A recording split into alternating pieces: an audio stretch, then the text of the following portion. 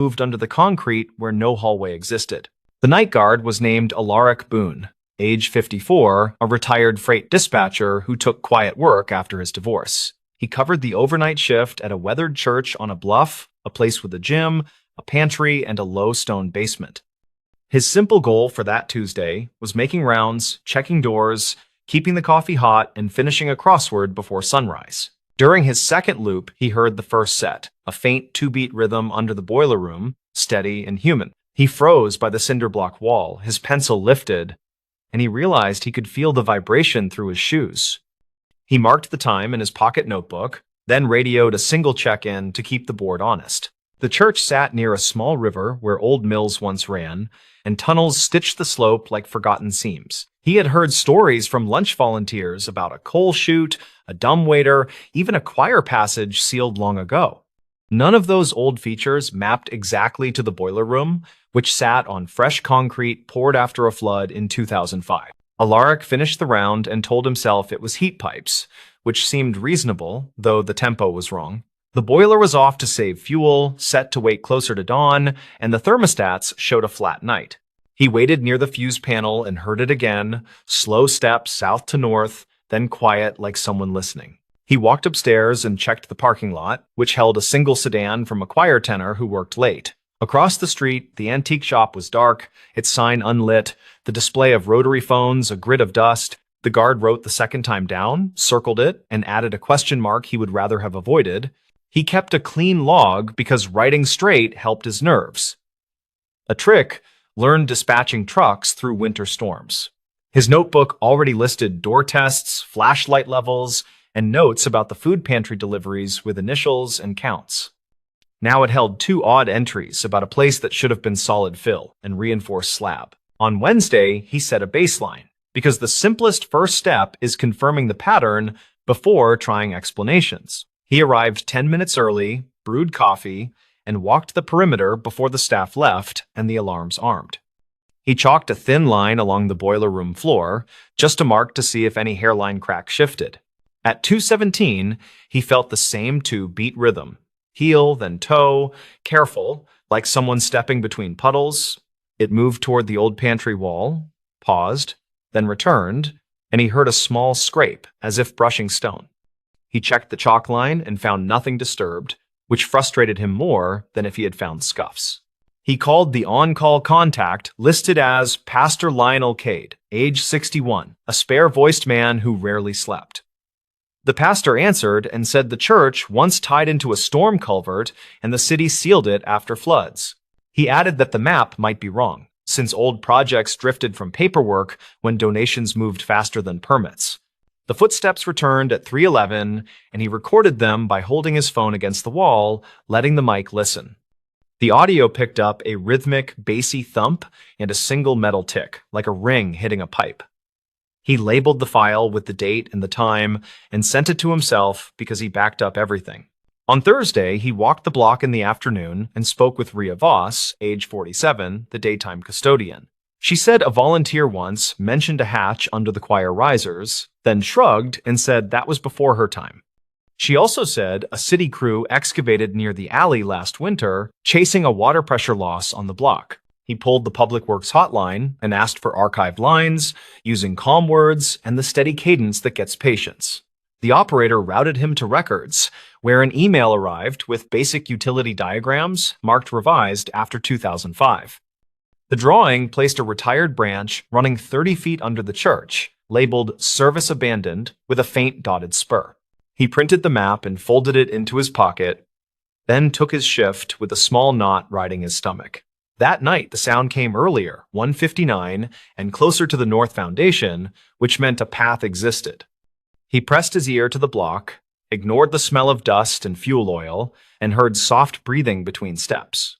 He decided to compare his notes against external clocks, a habit from dispatch that filtered coincidence from signal with patience. He checked transit schedules and found a freight delivery to the antique shop at midnight every other day, closed route. He marked those days with a triangle in the margin, then noticed the footsteps fell hours after the truck departed. On Friday, he asked the food pantry director, a patient woman named Mavis Alcott, age 50, whether someone used the basement. She said the pantry closed at 6 and the keys were tracked. Then she looked worried and asked if something happened. He told her he heard odd noise, nothing dangerous yet, and he would keep her informed before calling the police. He reached out to a friend who knew Boots by tread, a park ranger named Pietro Licari, age 42. Pietro listened to the phone recording and said the spacing suggested a careful adult, not a kid, likely carrying weight. He told Alaric to watch for a scrape on the off foot, a marker of someone testing boards or stones. That night, Alaric brought a cheap wildlife camera from a hardware store, just a unit that logged sound and temperature changes. He set it in the boiler room, not for video since there was nothing to see, but for time-stamped audio. He also sprinkled a narrow ribbon of flour near the expansion joint because footprints sometimes post where eyes cannot. At 2:08, the floor hummed lightly, the air felt cooler near the wall, and the camera clicked after a shift. Later, he played it back and heard a new detail, a small spray like water under pressure, then a hand tap. It sounded like someone touched a pipe and felt for vibration, which made the knot in his stomach tighten. On Saturday afternoon, he visited the public library and asked for old fire insurance maps, the kind surveyors hoarded. The librarian brought a set from 1948 and 1963, which showed a coal room under the choir. A narrow passage ran toward the river, marked as service, with a note stating shared utility with neighboring parcel. The neighboring parcel matched the antique shop, which made sense to old builders who shared trenches and split costs when money was scarce. He copied the sheet and took it to the pastor, who studied the lines, then sighed and rubbed his jaw. The pastor said a previous board closed the passage after a minor flood, then let the city handle whatever remained. Alaric asked permission to open the old choir risers to check for a hatch, and the pastor agreed to supervised access. They pulled 2 sections and found only plywood and dust, which meant the hatch was either gone or moved. Yet, along the north sill, a set of nails showed different age, darker and uneven, as if boards were reused. That night, the footsteps ran later, almost 4, and quicker, like someone in a hurry who disliked being underground. He thought about calling the police, but worried he would deliver a false alarm and lose the trust he needed. Instead, he called the non-emergency line and reported suspicious subterranean noise, and the dispatcher logged it with a routine number. On Sunday morning, a congregant named Basil Ortega, age 60, told him he once saw steam venting in the alley. Basil said it happened near a rusted rectangle that looked like an access panel, then he made a helpless shrug. He also said an unfamiliar white van loaded crates behind the antique shop 2 nights earlier, long after the truck left. Alaric used his lunch to walk the alley, where he found a metal cover sunk into cracked asphalt beside an old drain. The cover was not city standard, the screws mismatched, the edges marked by recent scrapes where a bar pried. He took photos from 3 angles and emailed them to the pastor, then placed a tiny pencil mark by a bolt. He returned that night and listened, and when the footsteps began, he watched his phone clock and checked the flour. The new powder held a single faint dent by the joint, not a full print, but enough to show pressure. He leaned closer and smelled faint bleach, which meant someone cared about leaving little behind, a detail that narrowed possibilities. On Monday, he flagged the city water department and asked whether any reports showed pressure fluctuations overnight in that block. A supervisor called back and said there were brief spikes every few nights around 3, like a valve opening and closing. He added that an inspector noted a missing cap on a retired service branch near the river last winter. That call changed the tone, because pressure spikes paired with footsteps turned from mystery to infrastructure problem with risk. He told the pastor he would ask police for a walkthrough, then called the same dispatcher and requested a non-emergency assist. A patrol officer arrived with calm posture and a flashlight, listened to the audio, and agreed to a careful look. They checked the alley cover first and found the pencil mark missing, replaced by a fresh smear of dirt and oil. The officer requested a utility truck, and a crew appeared with a wrench and a portable meter that hummed softly. The crew measured sound through the cover and picked up flow. Not strong, but a whisper moving in pulses like breathing. They paused for a supervisor, who arrived with a locked case that held a camera snake used on drains and conduits. The team fed the lens past the cover and into a rough concrete passage that curved toward the church foundation. The view showed shoe scuffs on the dust, then a brass T-valve patched into an old water line with tape. The supervisor killed the street feed, then pointed at the tape and said someone had no license for that kind of work. He also said a misthreaded cap could vent gas from the adjacent service, which shifted the conversation from curiosity to hazard. The officer requested a second unit to secure the block, and they cleared the alley while keeping voices low. Inside the church, Alaric stood by the boiler room while the utility meter ticked, confirming a slight pressure bleed through the slab. The footsteps started again, softer this time, then stopped when the water cut out, which pinned the pattern with confidence. He radioed the officer, who whispered that someone was still down there, then signaled the team to quiet. A darker shape glided past the camera lens, and a hand reached to the valve, then froze when it found no resistance. The hand wore a thin mechanic glove with a tear at the knuckle, a detail that stood out like a flag. The officer announced presence through the cover, voice firm without volume, telling the person to stay still and breathe easy. A minute stretched heavy, then a voice answered, shaky and tired, saying he was stuck because the valve handle jammed. The team opened the cover and escorted out a man in his late 30s, pale, layered in dust and damp.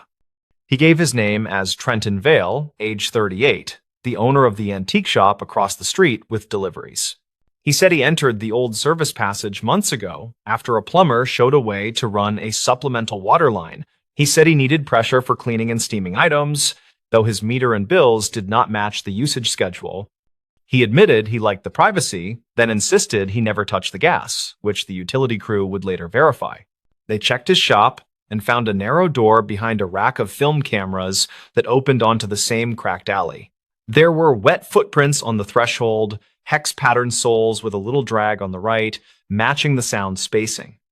There was a box of brass fittings, a saw with minimal filings, and a cardboard tray holding mismatched valve caps. At the station, according to the later report, he told them a contractor left the tool and he only learned by watching. He said the passage felt safer at night because the street was empty and he liked the quiet under the church. He also said he heard a bell once through the stone and timed his movements between scheduled campus patrols. The city documented the patched valve, sealed the retired branch, and fined the shop for unauthorized connection and trespass through utility right-of-way. The gas line near the valve showed no tampering, which eased everyone, though the near miss tightened throats along the block. The police shared a copy of the dispatch log, noting the initial call as checked and secured. Alaric printed the log and glued it into his notebook beside the first pencil scrawl about the 2-beat rhythm. He added a short summary, stating that the footsteps tracked to an illegal water tap under the slab, then paused.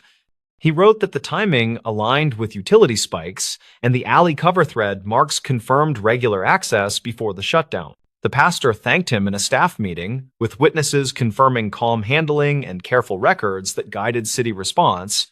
Rhea patted his shoulder and said the flower idea was odd and smart, then promised to mop where he dusted. Mavis delivered coffee and said the pantry would have closed for days if the water had been fouled by sediment. Pietro called and laughed softly, saying the drag heard in the recording matched the right boot scuff found at the door.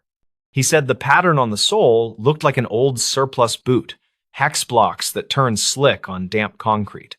He liked that a simple tape recorder pinned a path better than a dozen guesses and said, "Well done." Weeks later, the utility crew returned and filled the passage with flowable mix, a gray slurry that hardens without voids. They left a small marker in the alley for the map, a stamped square showing the retired line and closure date. Inside the boiler room, the floor stayed quiet. The green light blinked the same, and the chalk line gathered dust. People asked Alaric if he was scared while listening to footsteps underneath, and he always answered with a half smile. He said fear is different from alert, and alert is what he used when tracking trucks through black ice before sunrise. He also said the quiet afterward felt heavier than the noise, because silence makes you question whether you imagined everything.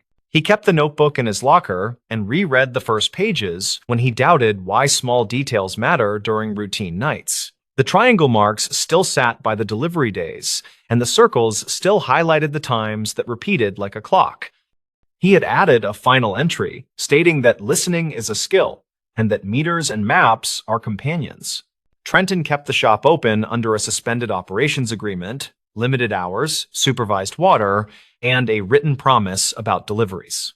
He came by once with a receipt and asked the pastor to sign a community service form for repair work around the lot. He paused near the boiler room door and stared at the concrete, then thanked Alaric without meeting his eyes. Alaric nodded and said, "Take care," then wrote a line later that night about how people choose their own pressure. He meant water and he meant life, and the line read corny on the page, so he crossed a word and moved on. He folded the notebook closed, poured fresh coffee, and walked the church perimeter while the river hummed under the bluff. He still listened in places others ignored because careful listening had made a map where drawings ended and footsteps began. He carried the printed utility sketch until the paper softened, then kept the new revised copy with the closure stamp. He filed both in a manila folder labeled basement under the church, just a marker in case memory failed years later.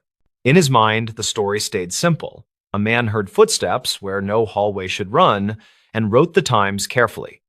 The notes pressed outward into witnesses, maps, meters, and one rusted cover that told the truth when a bolt turned. The payoff was not drama, but a good fix, which is better, and the quiet afterward made sense again. The stories. Church basement inventory revealed alleged proof of entry. The basement smelled like wet cardboard after last week's rain, and the fluorescent lights flickered with that jittery, tired kind of buzz. The line that mattered on the clipboard looked boring at first, but it carried a small number that should have been bigger. Her name was Nora LeClaire, age 34, community center custodian and part-time bookkeeper for the small church pantry. She had the Tuesday shift, which mostly meant moving pallets, counting cans, and scrubbing the concrete where the sump spat out rusty water. She wanted to finish early, pick up a thrifted lamp for her apartment, and call her sister about a family thing. The incident began when she saw the dented case of condensed soup sitting on the wrong pallet, with a slip stapled crooked. A volunteer wrote a note saying damaged during last drop, which did not match the neat handwriting she recognized from Sunday. The sump had overflowed during the storm, and the security cameras upstairs reportedly lost power around the same time. She checked the ledger, found last month's count for the soup, and tapped the line with a capped marker before reading twice.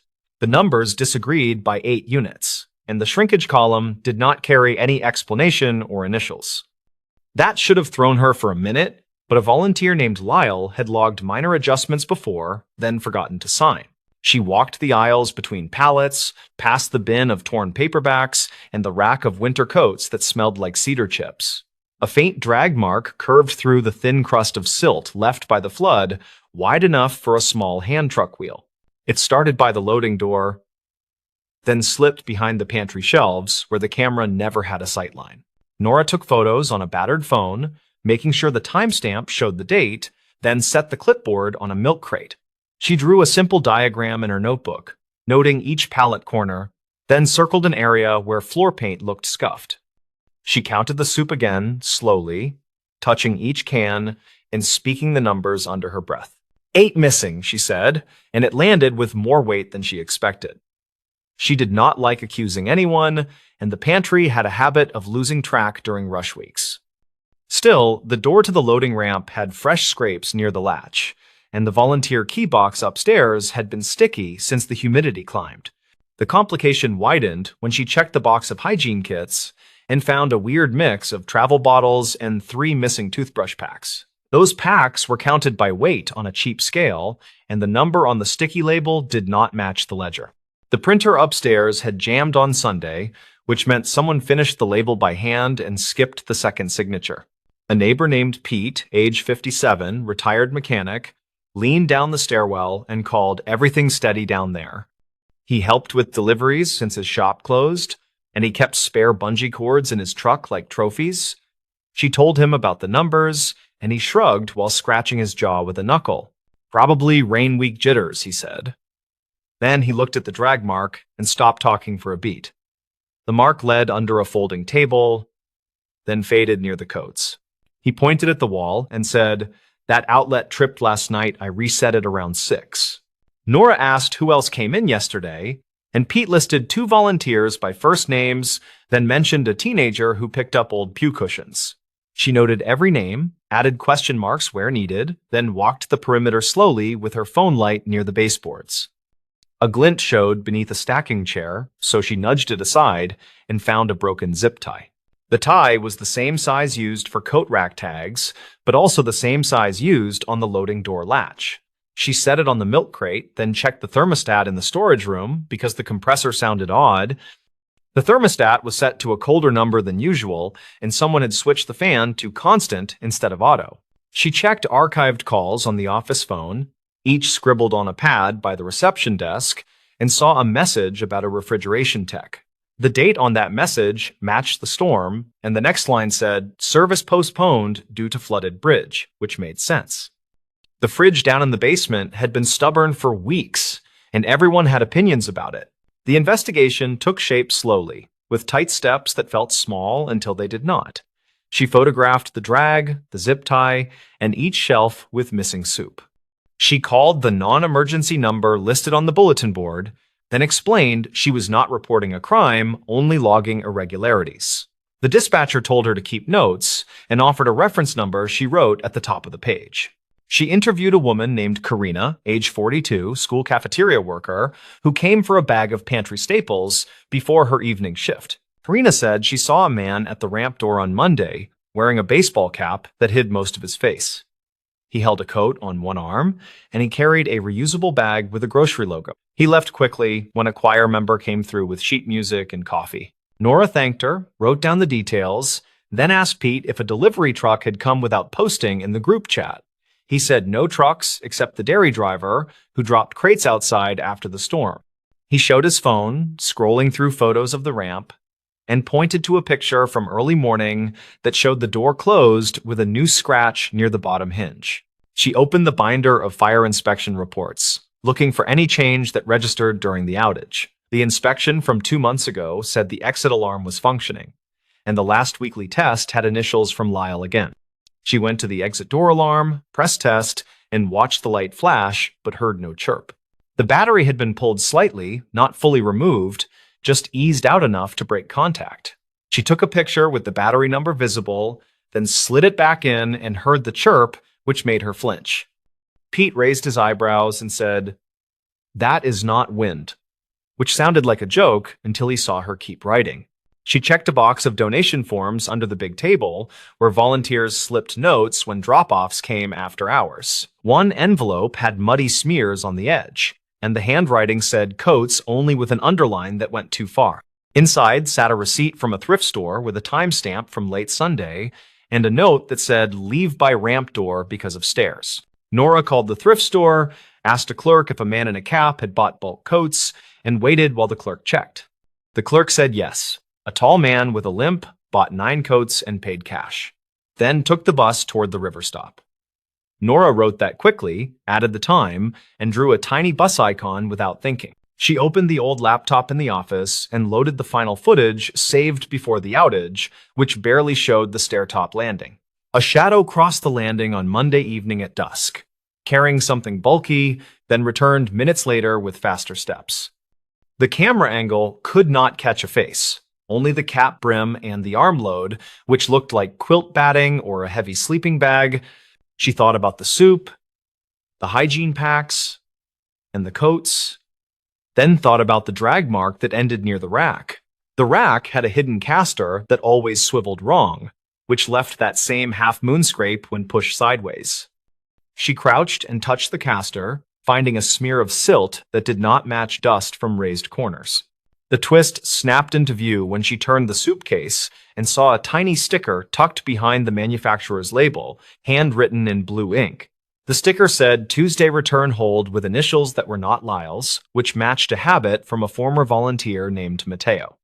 He left months ago after a family problem, but he signed returns with looping letters that everyone teased. Mateo's sister had asked for help in winter, and someone recalled she lived near the river park in a tent for a month. Witness statements from that season mentioned a man with a limp who avoided the main entrance because of pride. The archived calls showed a message from a restricted number on Monday evening, which said, "Ramp door buzzer broken, will circle back at dusk." Nora realized the inventory miscount for soup matched exactly the number of coats purchased at the thrift store on Sunday. 8 missing cans, 9 coats reported, and 3 toothbrush packs absent from the hygiene bin.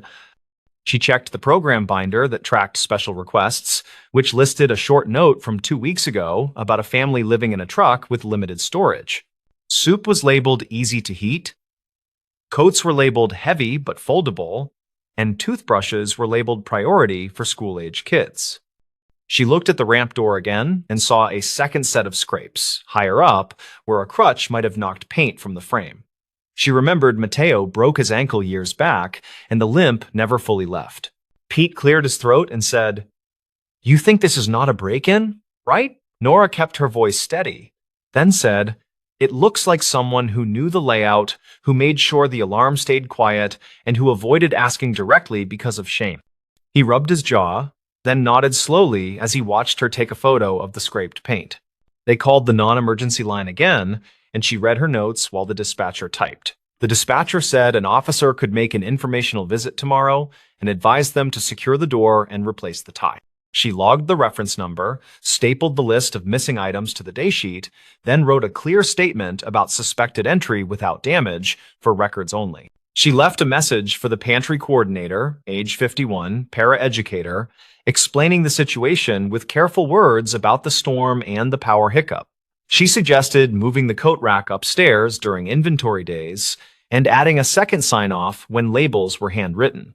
She also suggested leaving a clear path for people who struggled with stairs, which sounded like a tiny policy shift hidden inside a counting problem.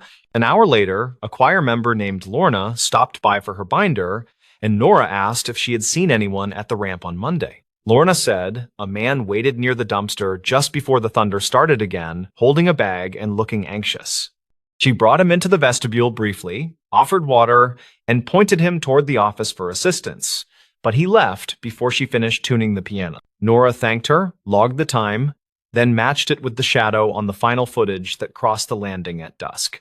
The puzzle fit without heroics, and the proof sat in quiet things like stickers and scratches and silt. The pantry had not been ransacked, only visited by someone who treated the space like an old workplace where he still belonged a little. She printed a fresh sign for the ramp that said "Ring bell twice for assistance," then taped it high where bus riders would see it. She taped another sign next to the loading latch that reminded volunteers to check the exit alarm light before locking. Pete found a spare battery for the alarm in a drawer and switched it while whistling a few off-key notes. Before leaving, she took one last slow walk with the clipboard, checking counts, finding that the numbers now made a practical sort of sense. The soup miscount lined up with the return sticker, the drag mark matched the broken caster, and the exit alarm explained the quiet door. The proof of entry was not dramatic, yet it was enough to tell a story that accounted for every small change. The next afternoon, the coordinator called back after speaking with a patrol officer who agreed to mark the report as information only. The officer reportedly checked dispatch logs from the storm night and confirmed multiple power blips across the block, which could explain the camera outage without conspiracy.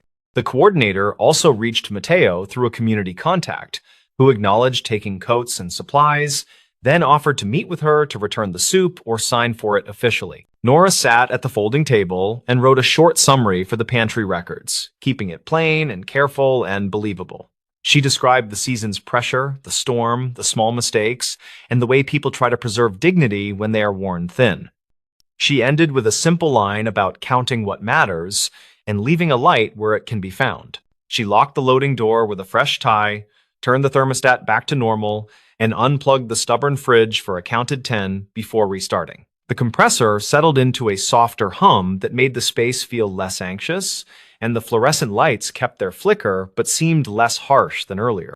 She put the clipboard away, then washed the silt from her hands until the water ran clear. On her way up the steps, she looked back at the neat rows of cans and the rack of coats that hung like quiet witnesses. The basement did not feel like a crime scene. It felt like a place that absorbed hard weather and kept doing its small work. The inventory told the story the way ledgers often do, not loud, not dramatic, but steady and specific enough to be true. Pete waited by the door and asked if she still wanted to find that lamp after her shift, and she smiled and said yes. He held the door as they stepped into the thin sunshine, that follows a week of rain, where water still shone in shallow puddles. She made a mental note to buy a pack of batteries and write bigger labels, then walked toward the sidewalk with an easier stride. Later that week, the coordinator posted a message thanking the volunteers for patience and reminding everyone to sign twice when handwriting labels. The note also said the ramp bell worked again and that the basement alarm had a new battery with a date written in marker. A final line invited anyone needing help to knock during open hours and to leave a note if mobility made the stairs hard. Nora kept the broken zip tie in a drawer with a handful of odd things that never quite fit anywhere. She wrote the date on a card and tucked it with the tie as a simple reminder that proof can be small and stubborn. The basement went back to smelling like cardboard instead of worry, and the flicker of the lights felt ordinary again. She told her sister about the lamp and then about the inventory, and they both laughed quietly at how much a can of soup can reveal. The town kept moving around them in a slow, practical rhythm that ignored weather until it had to pay attention. The story rested inside a file folder without drama, but with enough careful detail to be respectfully believed. The stories. Why this librarian flagged a proof of life card. The card did not belong in a stack of overdue notices, yet there it sat with block letters that actually read proof of life. The wording was too blunt for a library reminder, and the date matched a missing persons flyer that had quietly vanished last winter.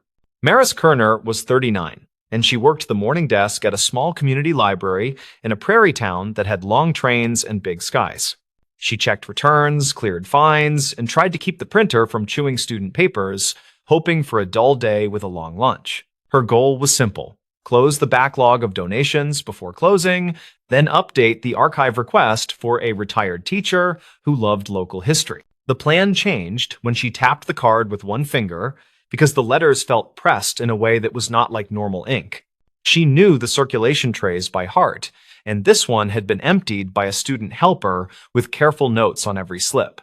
The proof of life card had no barcode or call number, and the stock felt heavier than the free postcards the library ordered every spring. A sticker on the back said Bridgeview Motel, and that place had shown up in quiet conversations when a woman stopped coming to water aerobics. Neighbors had reportedly asked the police for wellness checks, and dispatch logs showed 2 visits with no contact and no forced entry recorded. Maris asked the student helper if any patron left a note at the desk, and he shook his head and said nothing unusual had happened.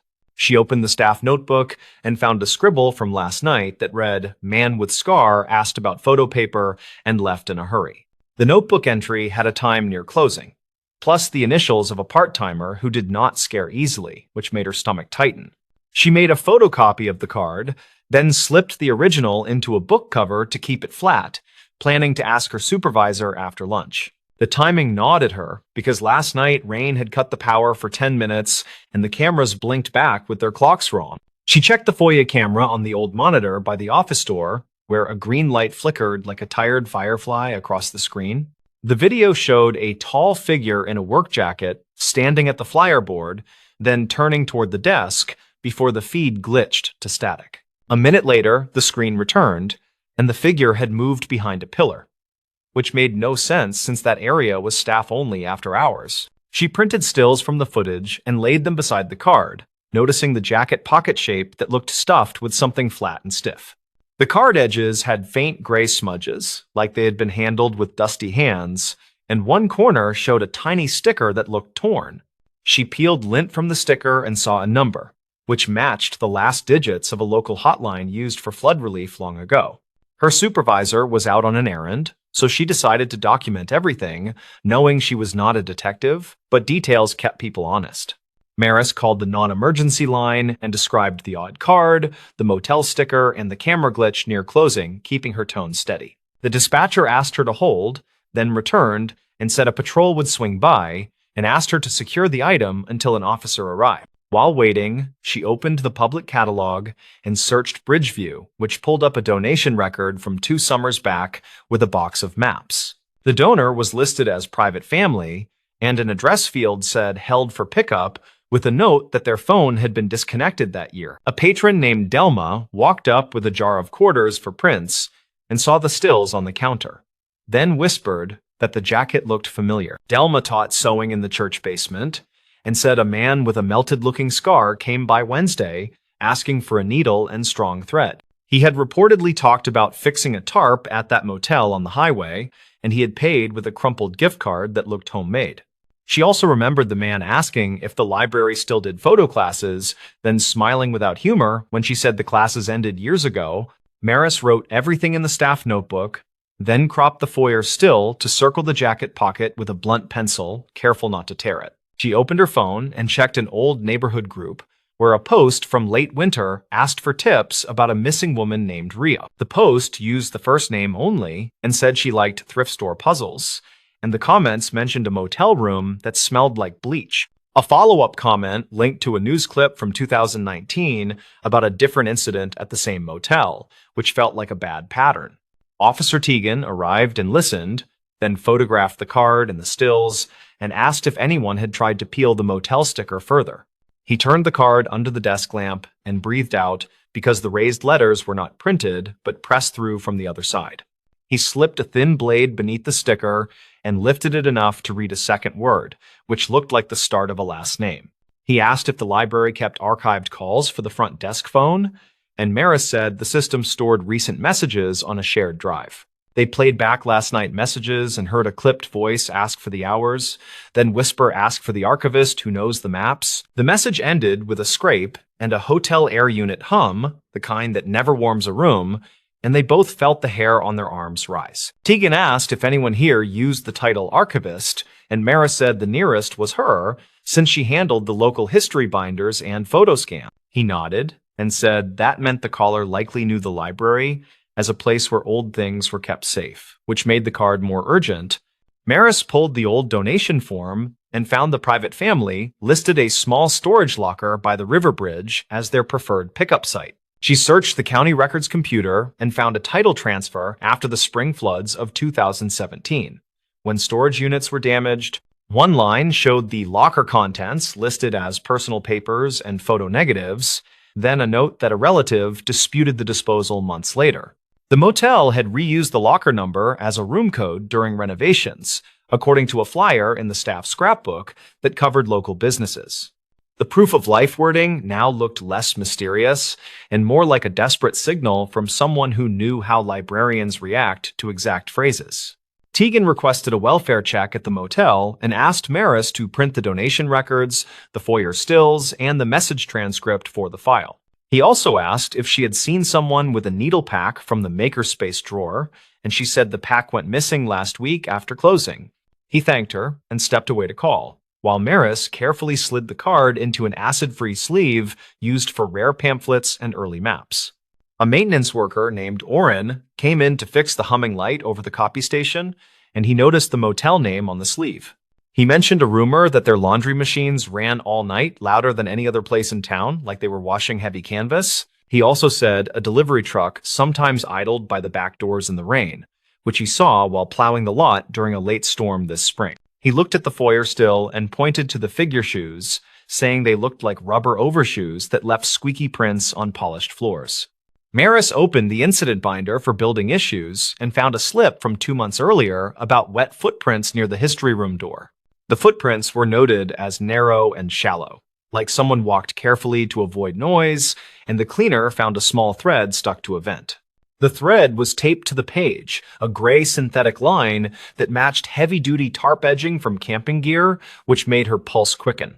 She copied that page for Tegan, then checked the missing person post again, where a comment mentioned a puzzle with one piece sharp enough to cut. A second patrol car rolled past the windows, then slowed and parked, and Tegan met the officers near the vestibule and pointed at the sleeve.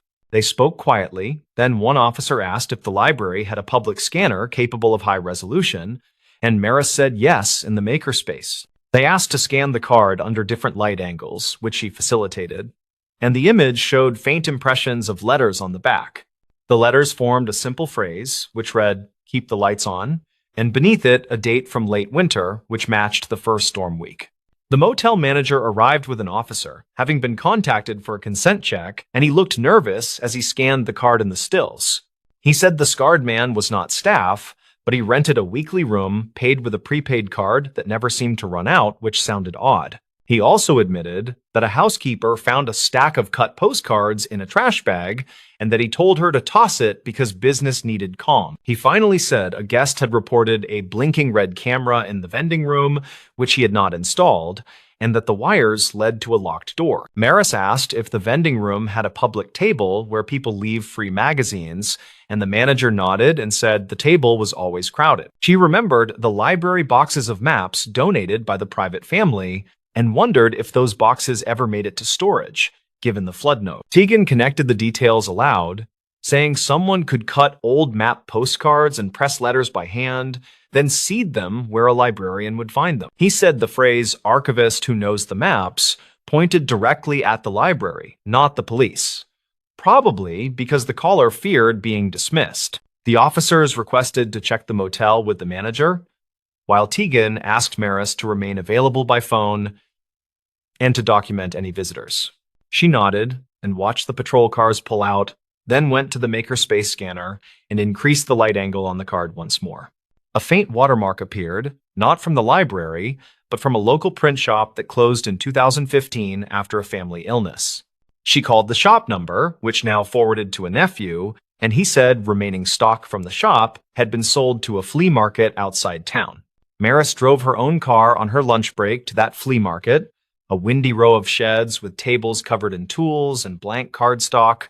She asked a vendor about heavy postcard stock, and he pointed at a box labeled Miscellaneous Prints, which included 2 stacks with the same watermark. Under the stacks, she found a small roll of black camera tape with faint dust, the same tape the library used to secure cords along the baseboards. The vendor said a man with a scar bought similar stock days ago and paid cash, and asked about a motel discount that no one had heard of. Her phone buzzed with a text from Tegan that said they found a hidden door behind the vending machines, which opened into a laundry tunnel. He wrote that a woman had been located on a cot with her hands taped, alert and speaking, and asking for a librarian by job title. He added that the woman was taken to a clinic and that she confirmed she made the cards on old map stock to get attention without causing panic. She had placed the card in the library because she remembered a winter program where librarians showed how paper holds impressions from firm pressure. Maris returned to the library and sat at the staff desk, quietly letting the fluorescent hum settle back into its usual dull chorus. She wrote a detailed account for the file, starting with the first odd feel of the letters and ending with the clinic update from Tegan. She noted each source she had used, including the archived calls, the FOIA footage, the staff notebook, the donation records, and the local forums. She kept the tone factual and steady, because stories grow teeth when you rush them, and details keep those teeth from biting the wrong person. Tegan came back near closing and thanked her, then asked if the card could be logged as evidence, with a copy kept for internal records. She agreed and placed the sleeve in a labeled envelope, then printed a plain copy for the library binder and returned the stills to the folder. He told her the woman would be interviewed later and that she had given a first name only and asked that the librarian not be publicly named. He also said the scarred man had left during a shift change and that nearby cameras picked up a truck with a tarp that matched the gray thread. Maris locked the FOIA board and removed early flyers that were no longer current, then called the part-timer who wrote the notebook entry. The part-timer said the man with the scar waited during the lights outage, then moved with purpose, like he knew where cameras were blind. He had asked one odd question, which was whether the library kept proof cards for photo projects, like some places did before digital was everywhere. She remembered telling him no, then watching him smile without humor before the power returned and the hallway smelled like wet rubber for a moment. The library closed on time, and the night outside felt clean after the afternoon wind cleared dust from the air and pushed the clouds east. Maris sat in her car and listened to the engine idle, thinking about how people reach for words when they are afraid and choose them carefully. Proof of life is a phrase borrowed from terrible stories, yet it also names the basic promise that someone will be seen and counted. A card is not much, yet it travels well, and it can slip into a tray or a pocket and carry a message past careless eyes. In the following week, a quiet update landed in the local paper, calling the event a welfare recovery with cooperation from community partners. No names were printed, and no hero language was used, which suited Maris, who believed steady attention beats loud proclamations most days. The library ordered new bulbs for the foyers, reset the camera clocks, and updated the incident binder with a page that stressed prompt reporting. They also added a simple note at the desk that said unusual items should be logged and secured, which felt small and useful at the same time. The motel changed ownership according to public filings, and the new manager posted a notice that laundry hours would end before midnight. Tegan later said a search found a stack of cut map cards behind a panel, along with black tape and a binder clipped with motel receipts. The binder held phone numbers written in large, shaky script, and a single printed line that read, "Keep the lights on," which now felt like a prayer. The woman who had asked for a librarian agreed to give a short statement through an advocate, thanking staff and neighbors for noticing quiet things. Maris kept a copy of the card scan behind the desk, not for display, but for training new helpers on why details matter even on slow days. When a patron asked how the week was going, she said it was steady and that they were tidying up the archives and fixing the foyer lights. She added that the library was a good place for messages that needed safe hands, because people here dealt in proof every single day. Then she went back to checking returns, because the work rolls forward, and a day with quiet shelves is often the loudest kind of relief. The stories. This motel room voicemail raised a separate question. On a rainy Tuesday, near the end of tourist season, a motel room voicemail carried a question that did not belong. It turned a tired end of shift into something careful and strange, and it started with a blinking red light. Dorian Pike worked nights at the Northway Motor Inn, 37, a patient manager who fixed things others ignored. The place sat off a service road past a truck stop, with a diner and a feed store as neighbors. He started that shift with a simple goal: balance the register, finish the towel count, and coax the ice machine back alive. The storm slowed arrivals, and the security monitor rolled its quiet grayscale loop of the parking lot. Housekeeping left a note about room 12, the kind of note other managers forgot to read. The bed looked unused after checkout, the television glowed at low volume, and the phone message light blinked at eye level. He carried a spare key, pushed the door open, and smelled damp carpet and motel soap. Nothing surprising. The news channel murmured through commercials, a static map of counties he could name without trying. On the nightstand sat a spiral notebook half full of block letters, a takeout cup, and a key card with the room number worn. He pressed the voicemail button with his knuckle because the button shocked him once in summer. A male voice filled the room with a flat question that stopped his hand, like a bad chord laid wrong. The voice asked, "Did you move the smoke detector again?" And then silence, followed by the system tone and cutoff. He replayed it twice, and the question felt like a pebble in a shoe, something to be dealt with. Smoke detectors did not get moved by guests without reason, and nothing about the room said routine or careless. Dorian checked the detector on the ceiling, a cheap white unit that did not match the others on the hall. The motel used one supplier for replacements, and this casing lacked their sticker and the penciled date inside. He stood on the chair, unscrewed the ring, and found fresh scuffs around the mounting plate, as if removed recently. The unit felt heavier than a sensor should, and the test light never flashed, which meant battery or guts. He set it down on the table, and the vent above the television rattled just a little with the wind. He turned off the television, let the room get quiet, and heard faint tapping through the vent to the next room. The motel had a habit of telling its secrets through noise, and he had learned that language over years. He stepped into the hall and knocked on room 14, where a regular was finishing a long week of field work. Quinn Hauer was 29, a cell tower contractor with a tool bag and a precise way of speaking.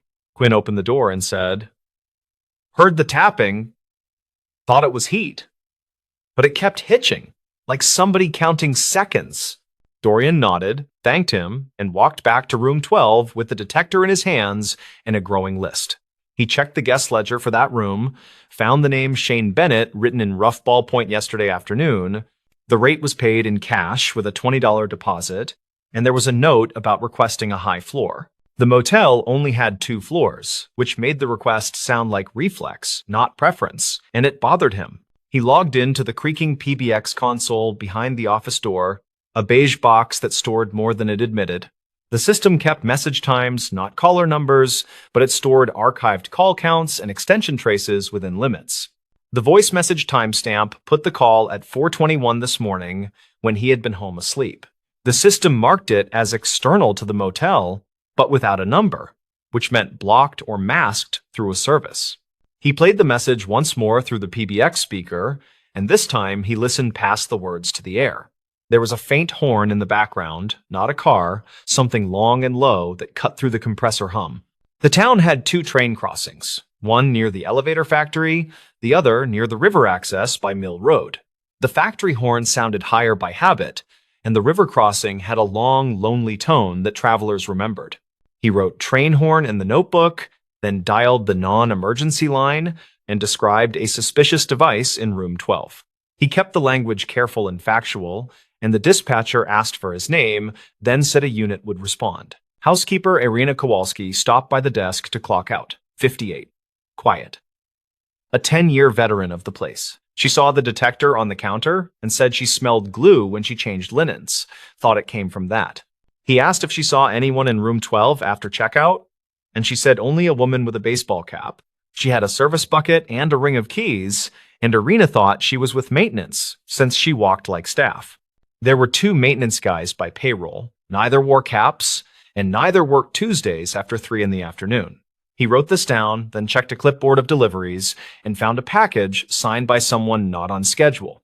The box came yesterday morning for guest Bennett, signed by a scrawl that did not match any front desk initials. It contained a replacement smoke detector per the note, which made the blinking voicemail question feel heavier. Dorian carried the box to the office, found bubble wrap inside, plus a cutout where the detector had Saturday, tape residue stuck in a neat circle on the cardboard, and a tiny zip bag with nothing in it fell from a seam. He looked at the detector again under the desk lamp and noticed a slot behind the grill where no slot should be. He slid a paperclip in and clicked against something spring-loaded, which offered and then refused to move. The responding officer arrived while the storm thickened, and his boots left dark prints that dried like islands. He introduced himself as Deputy Holloway, 40, calm voice, and asked for the room key, the voicemail, and the timeline. Dorian played the message for him on the office speaker, and the train horn showed itself again under the words. Holloway wrote it down, then called in the serial from the detector, and the brand came back to a discount dropshipper. They walked to room 12 with the box, and Holloway took photos with a little camera that hated the low light. He gave Dorian latex gloves from his pocket, then pointed at the slot and said he would rather not break it. Dorian tried the paperclip again, this time with a little twist and a push, and the plate popped forward an inch. Inside sat something that was not a sensor, a puck with a lens barely visible, and a microcard at the edge. He did not pull it, he did not touch the lens, he just looked at Holloway, whose jaw tightened for 3 beats. The deputy called dispatch and asked for a detective on call, then told Dorian to step back and breathe. The motel office had a rule about honesty with guests, which worked until honesty touched evidence and risk. Dorian printed a sign for the counter that said, "Service delay for weather," and the storm covered that small necessary lie. Holloway kept the room closed and waited for the detective, while Dorian returned to the PBX to audit messages. He printed the log for the last 2 days, circled 3 external calls to room 12, all between midnight and 5. He played the first 2 messages carefully, and they were empty hang-ups, with the same horn underneath and 1 faint laugh. He resisted all guessing and wrote horn consistent in a margin, then underlined the time of the 3rd message. He checked the security drive for the hallway, and the camera caught only the tops of heads and a bit of shoulder. At 3:12 this morning, a person in a cap walked by with a tote, turned left, and vanished from frame. Dorian paused on the frame and noted the sleeve stripes, a set of 2 pale bands near the wrist. Irina had seen a cap on the woman, and the frame showed hair tucked tight, with a loose strand at the neck. Detective Renner arrived with a kit and a steady patience, a mid-40s investigator who disliked motel carpet. She listened to the voicemail twice, glanced at the detector, and asked Dorian to walk her through intake and checkout. He explained the cash payment, the request for a high floor, and the delivery for a detector that should not change. She wrote as he talked, asked about prior incidents, and he mentioned 2 privacy complaints from summer travelers. Those complaints stopped after he replaced room units from the same run, and he had kept the receipts and dates. He pulled copies from the accordion file, and she photographed them, then asked whether any rooms shared vent passageways. He described the vent layout: straight shaft between rooms in pairs, with thin walls that carried sound farther than comfort. Renner nodded and walked to room 14, asked Quinn to step into the hall, and confirmed the tapping report. Quinn described the pace like a metronome, not random: 2 taps, then a short pause, repeated until the thunder started. Renner wrote it down, and Dorian drew the pattern in a margin, then realized something he had missed earlier today. The television in room 12 was on the news channel at low volume, which travelers often used as a decoy. Some people left it on to pretend someone was inside, which meant the room might have been staged after a quick exit. Renner opened the detector with gloves and eased the card into a tiny envelope, then sealed it with her initials. She asked Dorian about any computers to view file sizes, not contents, just metadata, and he shook his head no. She used her agency laptop to check what the card held, and the screen reflected in the blank television glass. The card contained multiple files named by date and time, a standard naming scheme, which meant scheduled recording, not motion. Renner closed the laptop without opening anything and said the specifics would wait for a warrant and a lab. She asked for the guest profile again, and he gave the same summary, plus the note about the signed delivery receipt. Dorian returned to the box and saw a faint watermark in the cardboard that read "Consolidated Freight with a Town." The town sat by the river tracks where the Longhorn lived, and the company ran a warehouse near the ramp. He wrote the company down as an external lead, then called the number printed on their listing from a web search. He asked, in his perfectly polite desk voice, whether any packages left for a motel guest yesterday morning. The dispatcher said they handed one small box to a contractor with a name that matched no employee on file. It was recorded on their log with a time, and the signature block contained the same scrawl as his earlier photocopy. Renner thanked him for the call, took the information, and said she would handle any next contact with that company. She requested the spiral notebook from the room, and Dorian placed it in a bag, pages open to the block letters. The letters contained hotel names and highway exits, a list of routes that matched a traveler who did not like surprises. Some lines included cable channel numbers, others included lamplight wattages, and one included the word ceiling with a star. Dorian remembered a complaint from 2 weeks ago from a different guest about a beeping detector in room 5.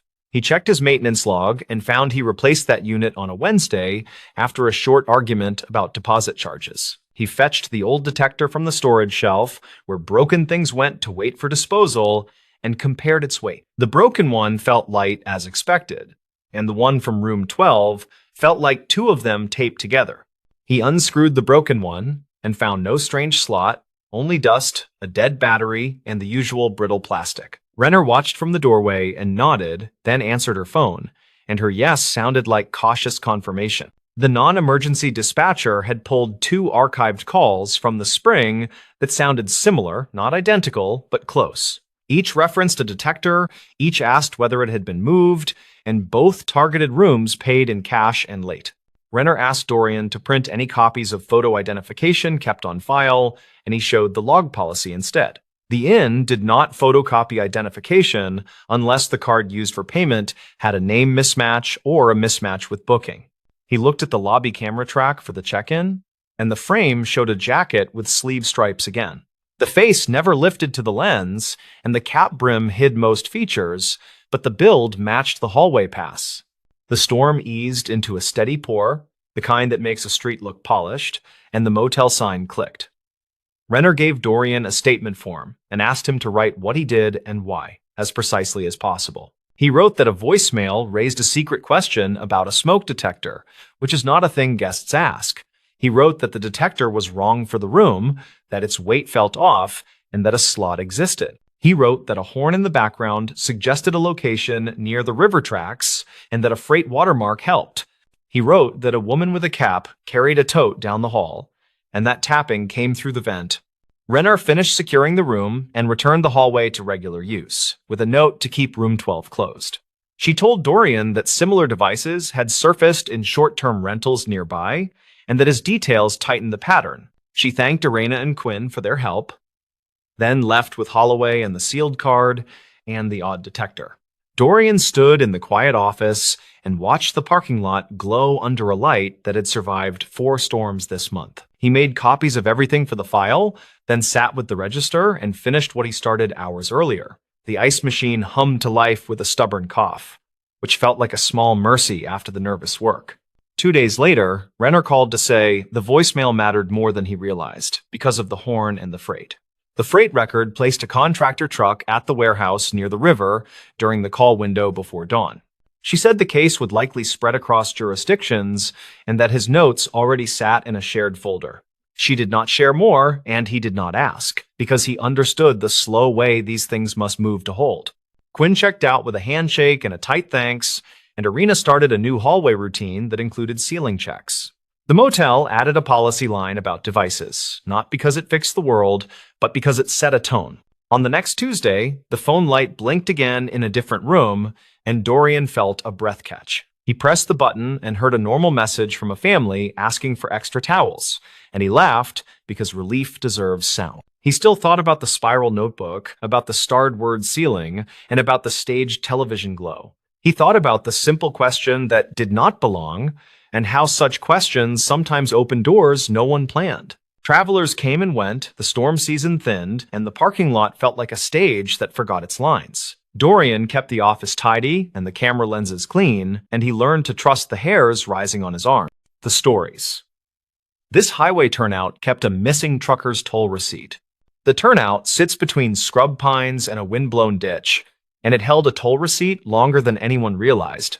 The receipt came from a night when a driver stopped for 6 quiet minutes, then disappeared beyond the concrete barriers. Dorian Hale worked highway maintenance for the county, age 37, and he took pride in simple, measurable things. His Thursday assignment was routine line checks, with a side errand to clear debris from an overflow grate near the eastbound turnout.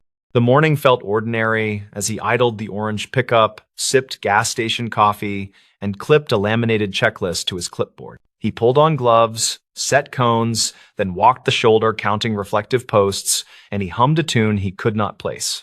At the turnout, he knelt by the grated culvert, where stray plastic and crushed cans made a soggy stripe against rusted mesh. A folded paper showed only a blue stripe and a timestamp smudged by rain. The paper was stiff, thin, and heat-printed, the kind used at toll plazas that still handed cash change. He eased it open with a screwdriver tip, read a plaza name he recognized, and traced a time almost exactly 2 years back. The fare matched a commercial axle count, and a faint pen mark read Brandt in shaky block letters. Dorian knew the surname because his father still kept a clipped article about a driver named Silas Brandt.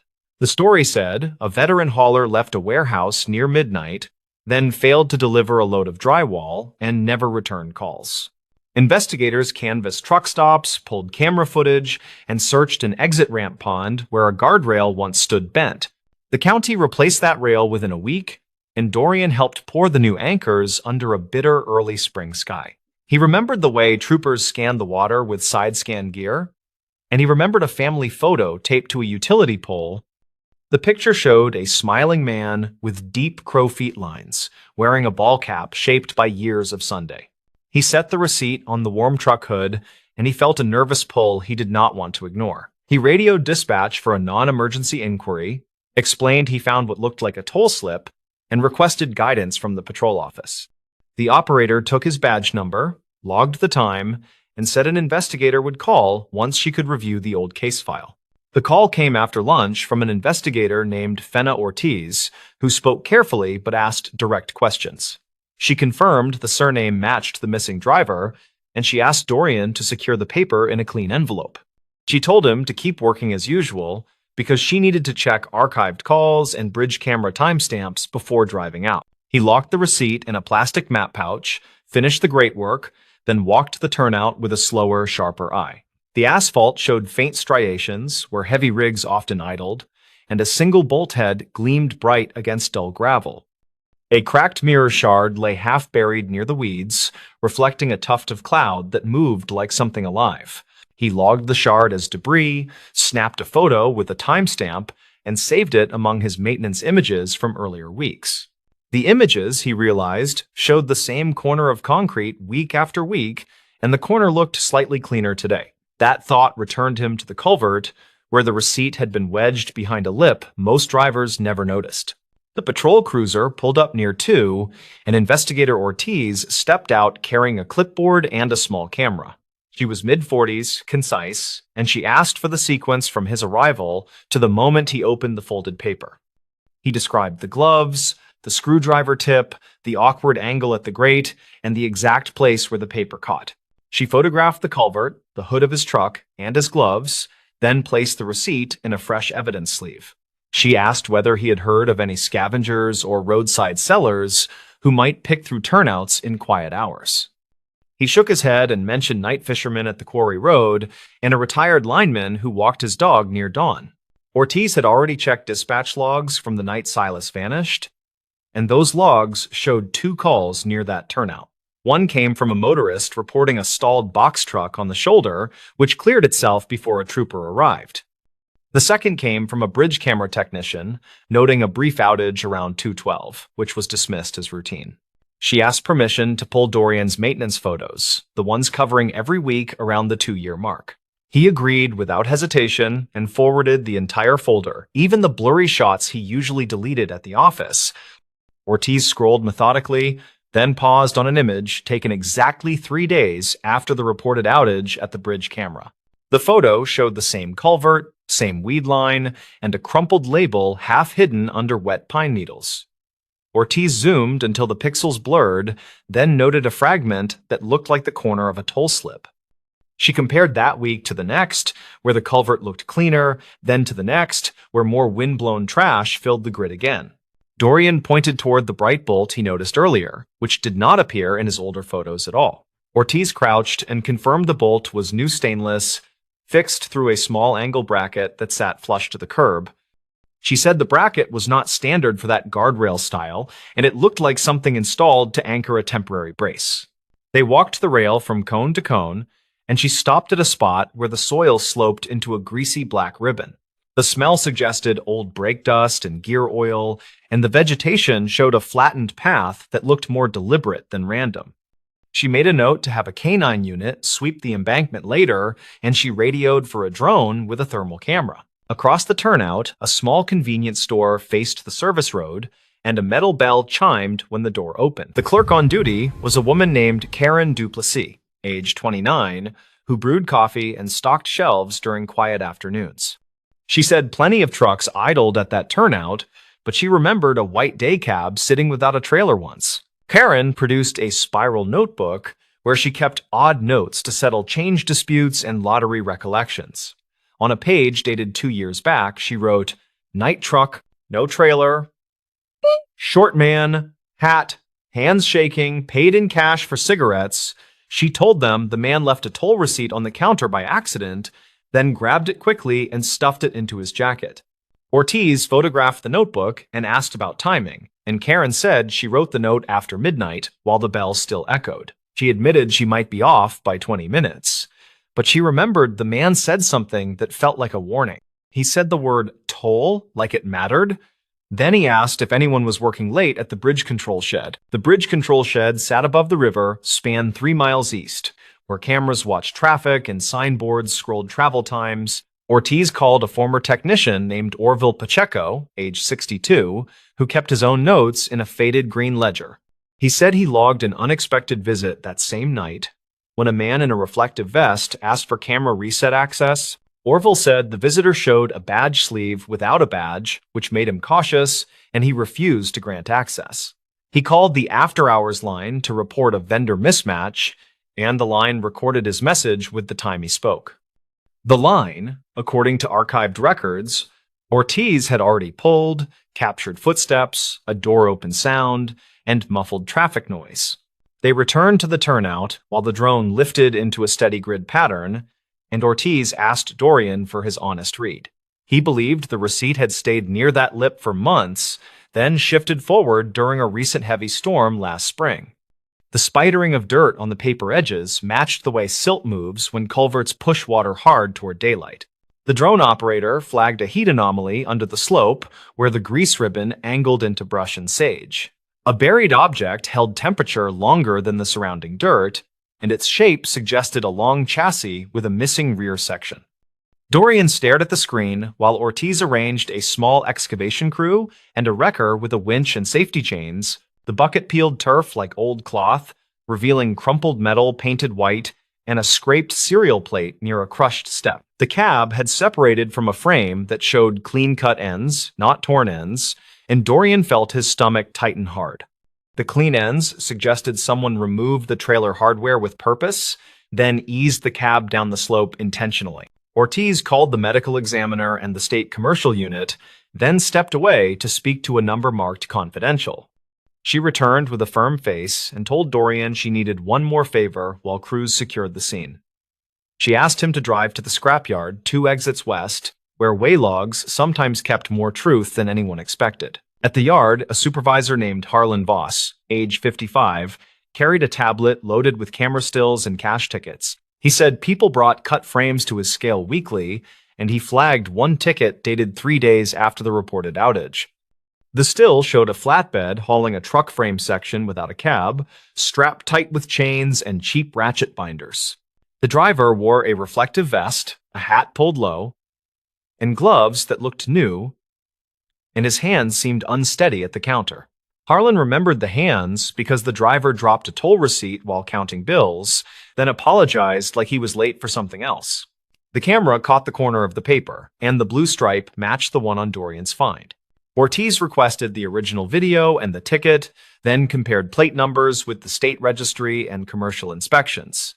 The plate belonged to a hauler who reported his flatbed stolen for one night, then found it returned with fresh chain marks. He never filed a full report because the trailer came back clean, and he feared insurance delays could wreck his month. Piece by piece, a picture formed that did not look like a ghost or a river taking what it wanted. A driver left a warehouse near midnight, stopped at the turnout, and met someone who needed the cab but not the frame. The someone posed as a camera contractor, killed a low-priority feed, then arranged to hide a cab where eyes rarely linger long. The twist came from a small sticker inside the cab roof, which a trooper peeled away from dust with a gentle thumb. It showed a fleet service company that kept neat records, including oil changes, mileage notes, and a knack for precise dates. Their files showed work performed 2 weeks before the disappearance, and the mechanic wrote a side note about a key copy. The mechanic wrote that a third key was requested by a man who said he was the night dispatcher, and he paid in cash. The mechanic thought nothing of it until Ortiz called. Then he remembered the man never signed the usual authorization line. The shop camera showed the man wearing a vest like a contractor, and the badge sleeve again appeared strangely empty. Ortiz pulled toll plaza footage from the night in question and synchronized it with the scrapyard stills and the bridge notes. The day cab crossed the plaza as expected, and the timestamp matched the receipt tucked in the culvert lip. The truck exited near the turnout, camera glare washed the lane, then resumed with a frame that missed a single clear license view. Witness statements placed a white day cab idling without a trailer, and a clerk recorded restless hands that left a paper corner. A technician refused an access request, and a maintenance line captured footsteps and a door open sound after the call ended. A stolen flatbed left and returned in a narrow window, and a cut frame crossed a scale with a driver who spoke softly. The medical examiner recovered remains from the cab, and dental records from a previous injury matched a profile kept by his dentist. The family received a closed answer shaped like sorrow rather than speculation, because speculation had gnawed at them for years. The drywall load had been simple, the route had been familiar, and the end had hidden in a slope beside a lonely turnout. Motive came faster than Dorian guessed, and it turned on a small insurance clause that rewarded a competing carrier. The person posing as a contractor had worked for that carrier briefly, then left a digital trail of stolen dispatch templates. He understood cameras, toll patterns, and how to bend the timing of people who worked graveyard shifts with tired eyes. Ortiz did not say solved aloud in front of anyone, and she used the gentle phrasing investigators save for families who have waited. She told them the discovery was due to a maintenance worker who kept notes, who walked slowly, and who refused to shrug. She mentioned the receipt that waited in a lip everyone missed, and she promised it would be handled with care. A week later, Dorian returned to the turnout with a new grate and a broom because he wanted the place to look tended.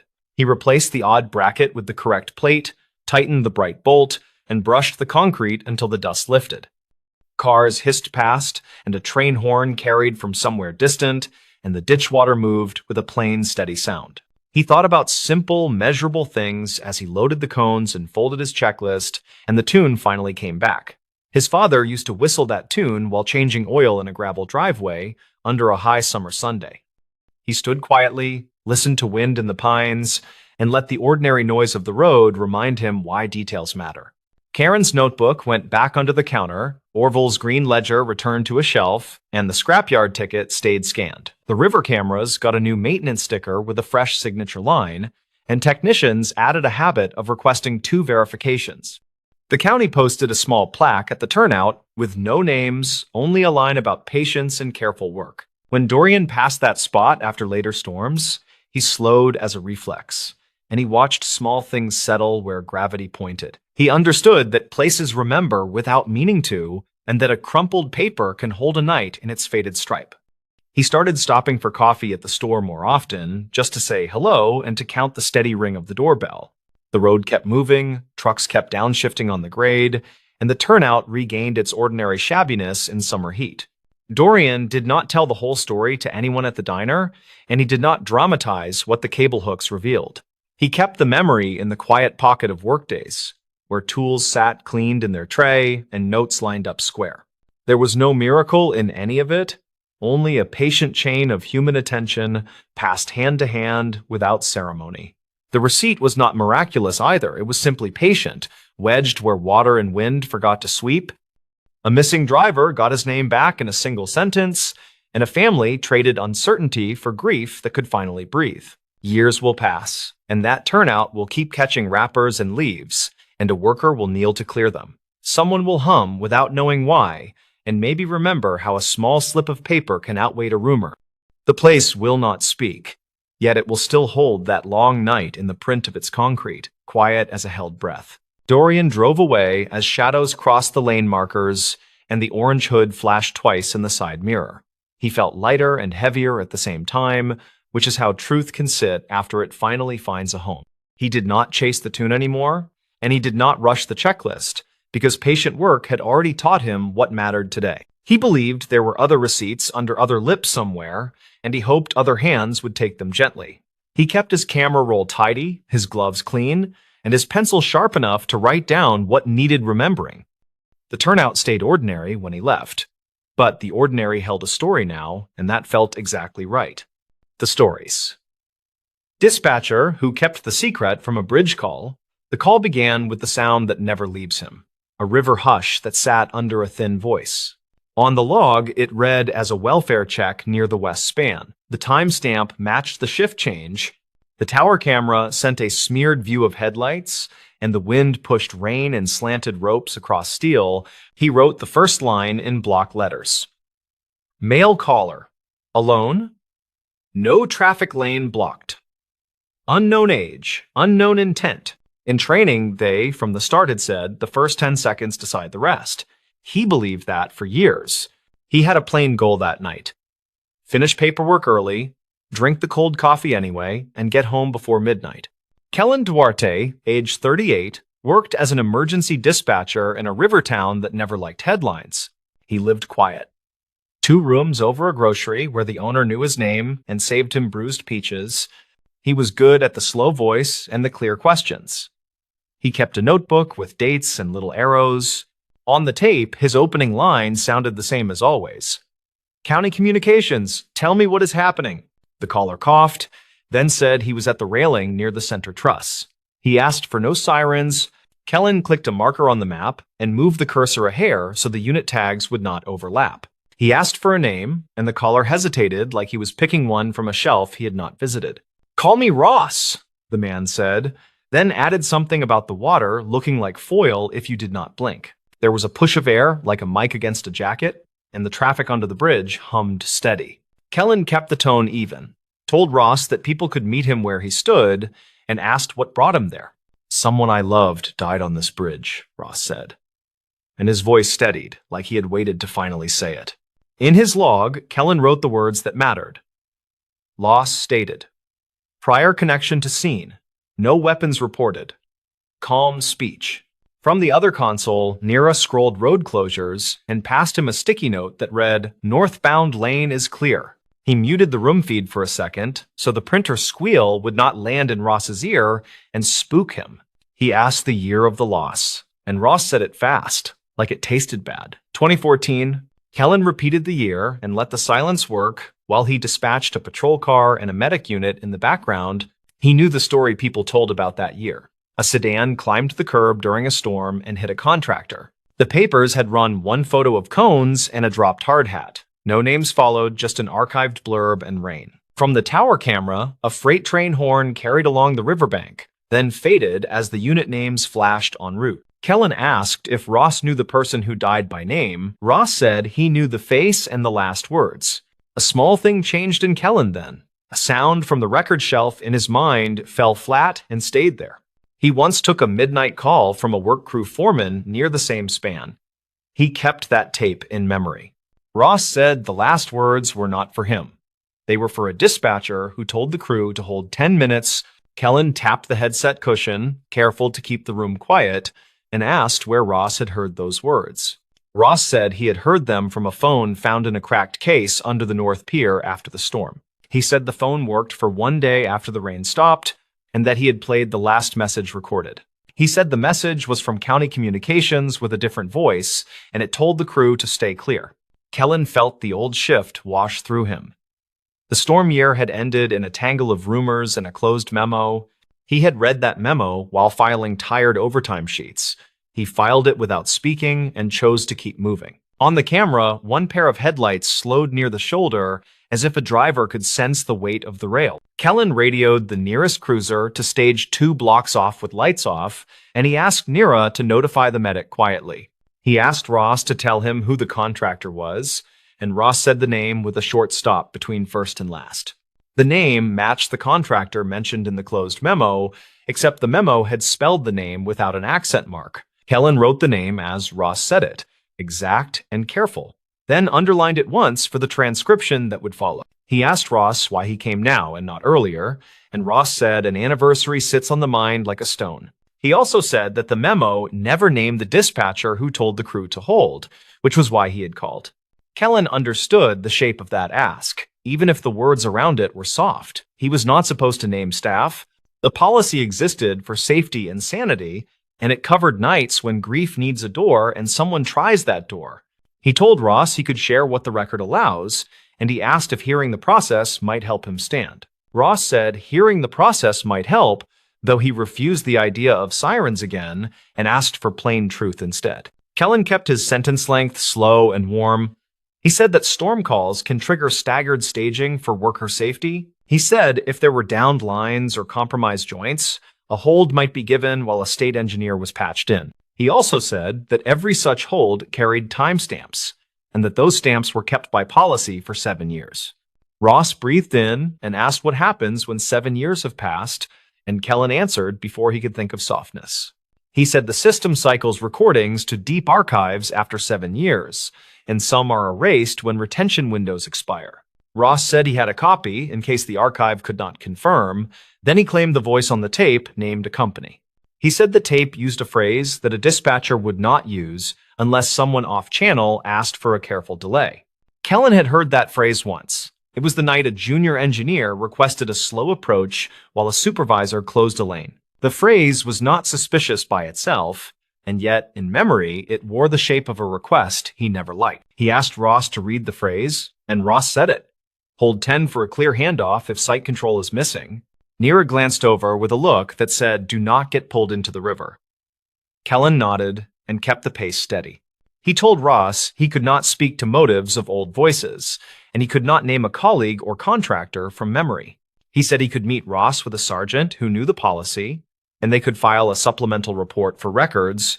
Ross said he was tired of reports. Then he asked a new question.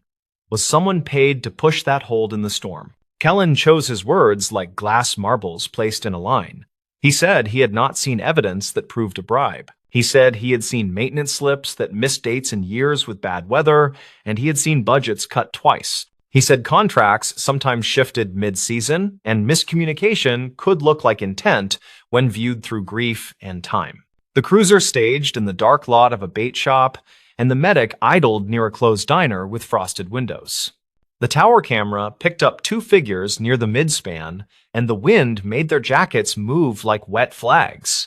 Kellen asked Ross if someone stood with him, and Ross said a cyclist had stopped and was holding a flashing light. He asked the cyclist for the phone, and the cyclist, shouting through wind, said he would hold the light where Ross stood. Kellen brought the cruiser onto the bridge, slow and quiet, then asked Ross to look over his right shoulder for headlights. He said he would keep talking while the car approached, and he would ask simple things about the person lost. Ross began to tell a short life. He said she had a laugh that came in bursts, and she liked folded maps. He said she had taken a night shift to help a younger sister, and she kept a lanyard with a faded tag. He said he watched her set cones before the storm hit, and he watched the curve where the sedan took the line. He said no one saw the driver afterward, and the report guessed water pushed evidence downriver where it turned to silt. He said the tape he found made his chest hurt because someone with a badge kept people where the wind was worst. Kellen said he heard the pain and he believed the sincerity. Then he asked Ross to step back from the rail 1 foot. He said small choices add minutes, and minutes stack into plans, and plans turn into days that someone can live through. The cruiser moved a foot at a time. The officer called in with a whisper to confirm eyes on the subjects. The wind kicked a tab of paper along the sidewalk, and the camera caught it hopping like a small animal in rain. Kellen asked Ross about the cracked case at the pier, and Ross said the fisherman who found it gave him the phone. He said he cleaned the mud with rice and heat, and the screen woke like a held breath and showed the saved audio. Kellen pictured a kitchen table with towels and a humming space heater and the stubborn work of saving a last voice. He told Ross that someone who would do that kind of work could also stand away from the edge and breathe tonight. Ross said people kept calling him crazy when he brought the phone around, and one clerk said to forget old storms. He said he would go if someone could promise the message would not vanish into a hole where things get lost. Kellen had a rule: never promise anything that depends on someone else. He made a different promise instead and wrote it down. He said he would take a copy himself, and he would log it as a citizen recording attached to a supplemental report. He said he would list the time and origin as provided, and he would initial the line and add a contact number. Ross went quiet, and the wind filled the line again, and the cruiser stopped a car length away with no flashers. The officer on the bridge said he saw a second person keeping distance, and the cyclist raised the light toward the railing. Kellen asked Ross if hearing a small true thing might help him come off the rail. Ross told him to say it plain. Kellen told him there was an internal review back then, and it did not find a bribe, but it did find a silence. He said a manager failed to file a conflict disclosure, and a vendor had a nephew on a crew scheduled for that week. He said the manager resigned before the report made the rounds, and the findings lived behind a line marked personnel matter. He said he had read that line with tired eyes and wished it said more, and that was the part he kept. He did not say the other part out loud, which was the line about a recommended reprimand for delayed notifications. He did not say the name of the dispatcher who missed a handoff while moving units during the storm shift. He did not say that the reprimand belonged to him for a calendar mistake that lost 2 minutes when the server lagged. He believed the 2 minutes had not caused the death, yet he carried them like a coin that burned his pocket. Ross stood very still. He asked why no one told the public that someone had been asked to resign quietly. Kellen said the county tells what it must by law, and the rest gathers dust and waits for someone to ask again. He said he understood that wait, then asked Ross to walk toward the cruiser while the cyclist kept the light behind. Ross said he wanted to hand the phone over himself and watch it enter the chain that could not be erased.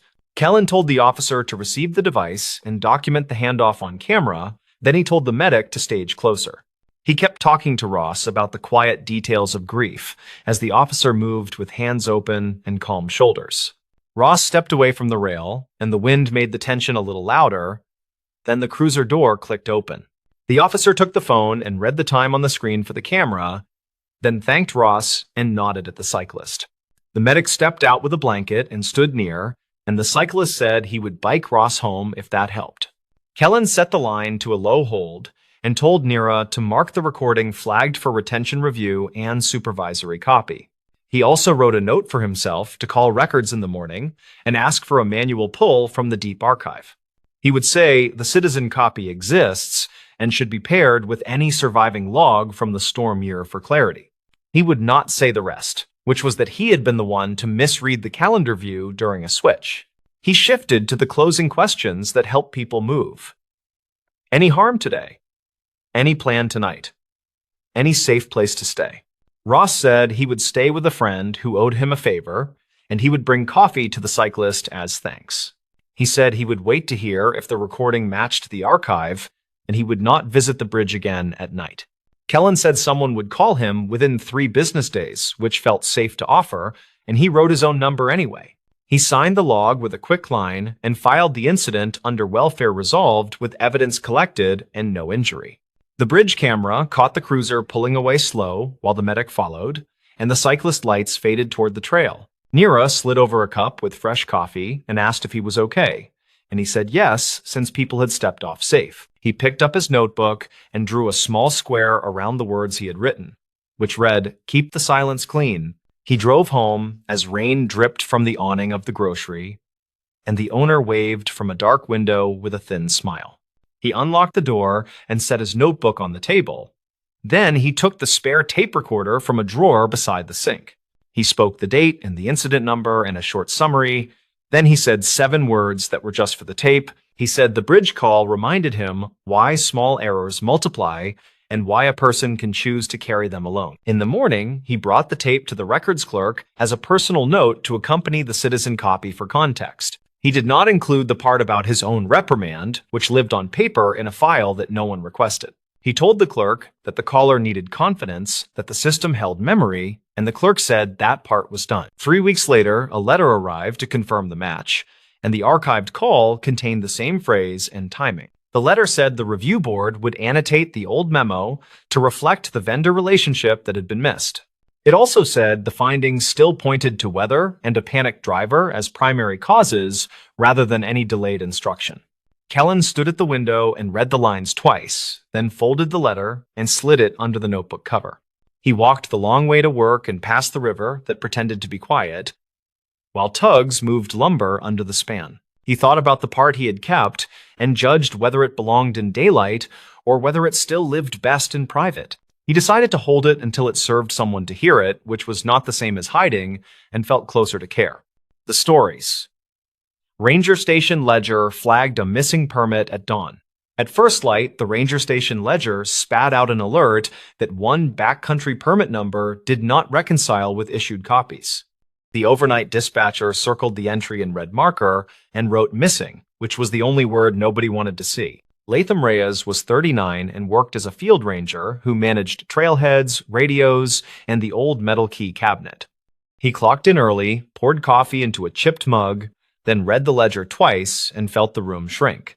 The permit number matched a reservation tied to a solo hiker who had not checked out by yesterday's sunset. The name read Tomas Halper, age 37, and the emergency contact line ended with no answer recorded. The station had a routine for this exact situation, which looked simple on paper and complicated in real life. He pulled the overnight radio log and the reservation printouts, then called the county dispatch desk for archived calls. The dispatcher on duty answered with a clipped voice and confirmed one brief call near dusk from a nearby pullout. The call dropped before the location pinged twice, so they logged it as incomplete. The park sat in a mountain chain that people photographed from a highway turnout that smelled like hot brakes in summer. Locals said the place had thin borders where trails overlapped with old timber tracks and forgotten mining access roads. Latham set a simple goal for the day, which was to verify whether Tomas walked out early and skipped the desk. Some hikers did that, and he hated how often it fooled staff into sounding alarms. He decided to check cameras at the east exit and the service road past the old quarry first. He taped the ledger alert to his clipboard, added radio times from the night log, then headed for the truck with a paper map. A gray Subaru with mud caked behind the plates sat in the day lot under a fading trailhead sign. The plate number matched the permit file, so the vehicle check became the trigger that changed the plan entirely. His voice on the radio stayed steady, but he felt that familiar pressure behind the eyes that always came with missing cars. The last ranger, who ignored a parked car overnight, still had nightmares about the aftermath that followed. Latham walked a slow circle around the Subaru and took photos of the interior through the windows. He counted a blue windbreaker, a gas station coffee cup, a folded receipt, and an orange wrapper with the corner torn off. He logged the items in his notes and called the plate to the county line to confirm registration. The response came back clean, with a mailing address to a city 2 hours away and no active warrants. Two backpackers in their late 20s shuffled by and looked at the Subaru like it might answer a question. The woman spoke first and said they passed a guy at the junction near the ridge after a late climb. She described a man with a close beard, a faded cap, and a limp that looked like a boot rubbing wrong. She added that he asked about the shortcut to the lake, which did not exist, then waved and kept moving. The guy with her nodded, then said the man had a new pack that made his shoulders ride up like he was not used to it. Witness statements always came salted with memory gaps, yet both details felt real in a way that mattered. Latham thanked them, wrote their names and numbers, then reminded them to check out at the station before they left town. He pulled the dash cam card from the station truck used on the evening loop and plugged it into the office laptop. The last loop showed nothing on the service road, then a fragment of taillights near the quarry gate at gray dusk. The timestamp matched the brief call window from dispatch, which made his coffee taste like metal. He froze the frame where the taillights blinked and magnified the shot until the pixels bled and swam. The shape of the car looked like a small pickup with a roof rack, which did not match the Subaru in the lot. He saved the frame, printed it, and stapled it to the ledger alert for a later look. He called the quarry foreman on the number posted by the locked gate, then asked whether any crews ran equipment after hours. The foreman swore nothing moved, then said the gate lock had a stiff shackle that hated winter, which did not help much. A call came in from the store in the valley, where hikers bought dehydrated chili and overpriced fuel canisters in bright colors. The clerk said she recognized the name from the morning before and remembered that he used a prepaid card with a scratched strip. She mentioned he bought a paper map and a plastic whistle, then asked if everything was all right, which Latham did not answer directly. He requested the receipt copy and any camera footage that covered the register and door. The clerk said the owner saved footage for 2 weeks as a shoplifting deterrent, so she would print stills from around 9:15. The mention of a prepaid card added a wrinkle that he did not like, because it cut down searchable paper trails by a lot. He wrote it down anyway, then underlined it twice and moved on. He drove to the ridge trailhead and checked the kiosk log where people still wrote their plans with dull pencils. The entry for Tomas said out on Saturday, back by Sunday, route Circle Lake counterclockwise, camp night 1 near inlet. The loop around the lake had 4 clear stream crossings and 2 spots where cairns tempted new hikers into old fire scars. He looked for additional notes and found a faint scrawl that read, "Saw tent near logjam after dark," which lacked a dateline. He took a photo, then turned to the ridge where the wind pushed low clouds across a face that liked to break ankles. He walked the first mile with his radio on scan and found fresh boot prints that veered onto the quarry track despite a closed sign. The prints were deep on the outer heel, which matched the reported limp, and the spacing suggested someone who favored the right leg. The quarry track dropped behind fir trees and came out near a rusted gate with a battered lock that still hung closed.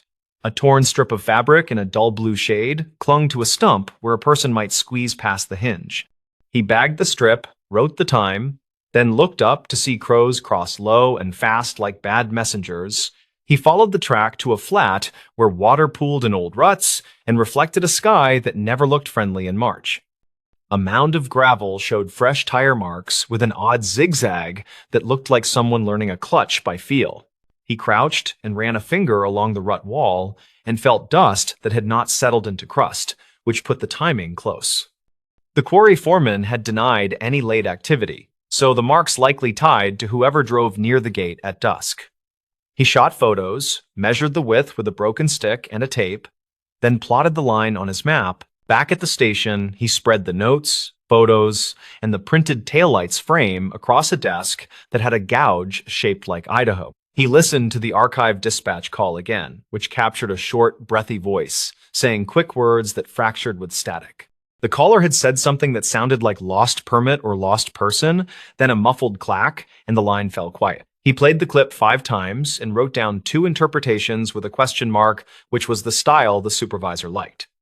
The radio log from hikers listed a second-hand report from a fisherman who heard a whistle near the inlet after dusk. The fisherman had used a cheap handheld radio with a weak battery, so the recording lived as a line of text and not a voice.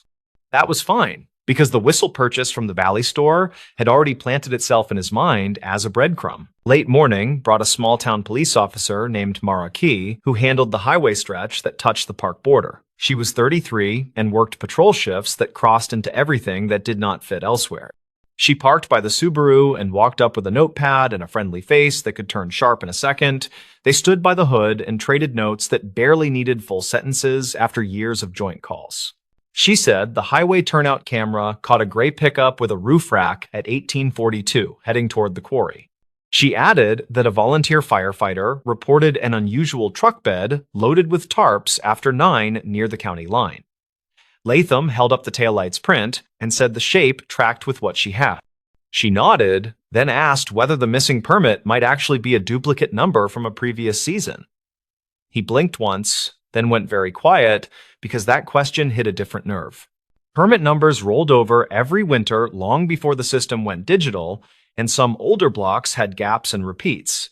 The ledger printed the flag because the manual book showed the number as issued to a different name in late fall. He dug into the archive cabinet that breathed dust and pine and pulled the worn book from the shelf, marked 98. The ink on the page showed the same number assigned to a group from a climbing club from a city 3 hours west. The lead name read Rayan Cade, age 32, and a phone number that matched a defunct area code now recycled. He compared the handwriting from both permit slips and saw the same loop on the number 4 in the dateline. That did not make sense until he looked at the clerk's signature, which matched a retired staffer who kept garage sales every summer. He wrote down the name and the year in words so the report would not kick back for formatting later. He stepped outside and called the retired clerk on a personal number found in an old staff tree near the copier. The woman sounded bright and happy to hear a ranger voice, then quieted when he explained the duplicate number issue. She said she used to pre-write permits during busy seasons to speed lines, then fill names in with a light touch. She added that some pads got stored in a desk drawer after winter changeover and might have ended up in the surplus box. That surplus box sometimes went to the annual trailer sale with old radios and busted snowshoes for pocket change. He felt his throat go dry and asked whether any blank slips could be floating in the world with the seal already stamped. She said it was possible, then apologized and said nobody had asked about that practice since 1998 ended. He thanked her gently and wrote a note for the supervisor that would not make anyone cheerful. The store clerk sent stills that showed Tomas at the counter holding a paper map in a stiff hand with a white bandage.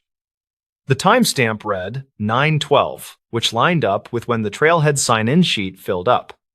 A second still showed a man behind him wearing a quarry company cap who bought batteries and jerky. That detail landed like a small stone in a bigger pond because of the quarry track prints and the taillights frame. Latham called the quarry foreman again and asked to see the shift roster for the past 2 days. The foreman sighed and said he would email a screenshot since office rules required written requests for full copies. The screenshot arrived with smudged names and a note about 2 contractors hired short-term for cleanup after heavy rain. One contractor matched the cap logo from the still, which felt like a door creaking open after a stubborn winter. Latham and Officer Key drove to the quarry safety office, which smelled like coffee and oil and a fight nobody wanted. The foreman met them with a clipboard and a face that said he hated unexpected questions on a weekday. Key kept her voice friendly and asked to speak with the contractor who wore the cap with the same faded stitch. The foreman said the man was named Vicente Rowe, age 36, who lived in a rented room above the tire shop. He added that Rowe had left early the previous night because a radiator hose blew near the county line.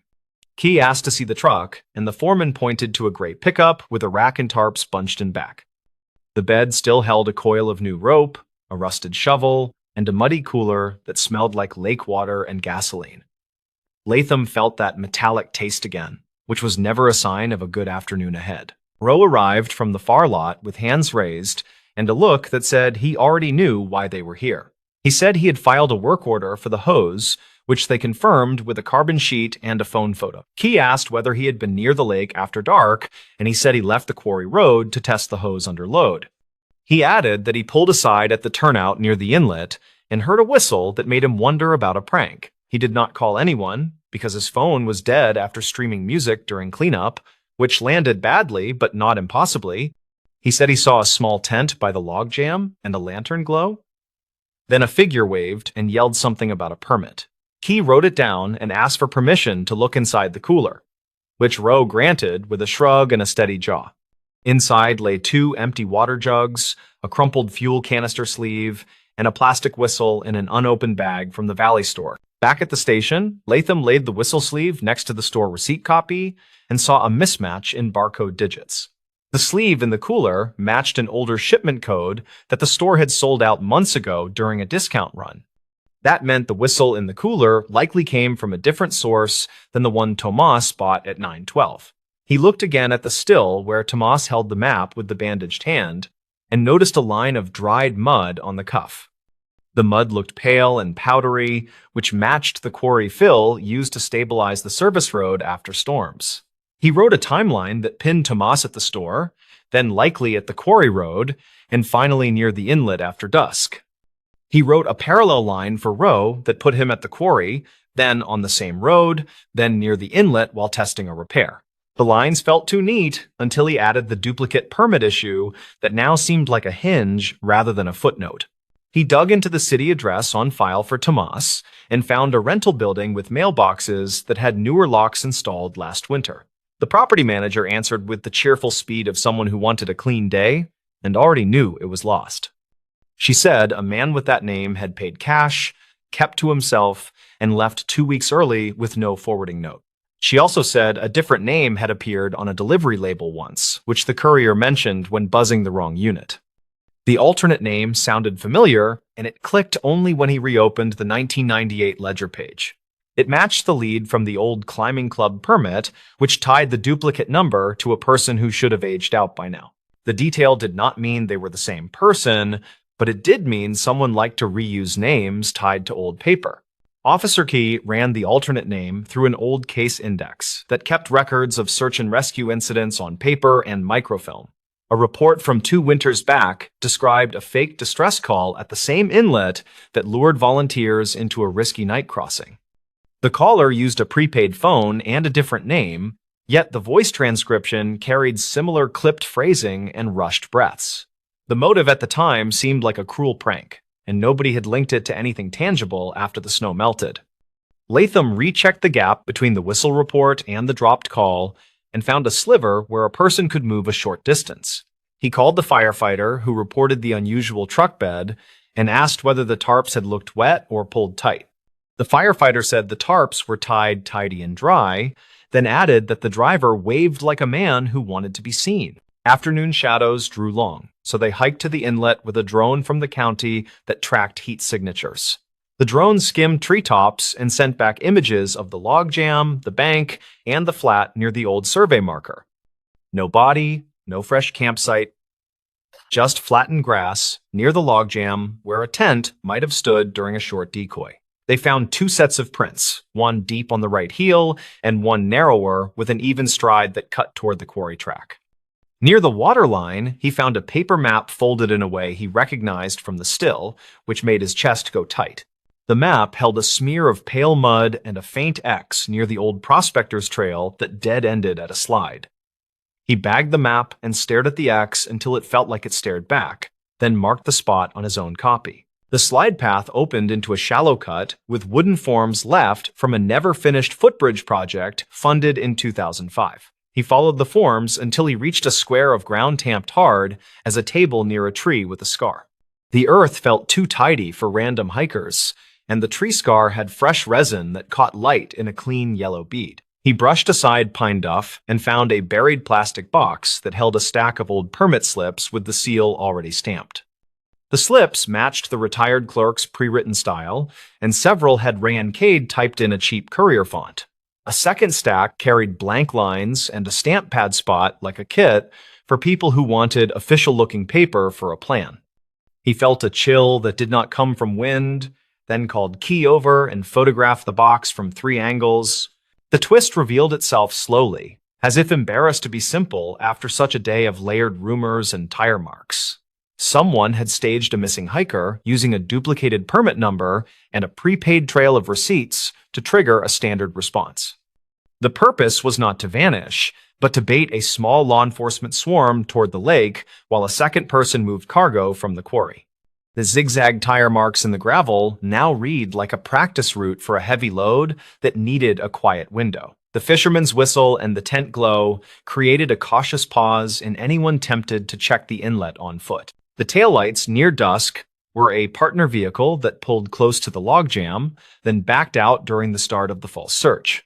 The target was not a person, but scrap copper and tools stored in a locked shed near the service road past the old quarry.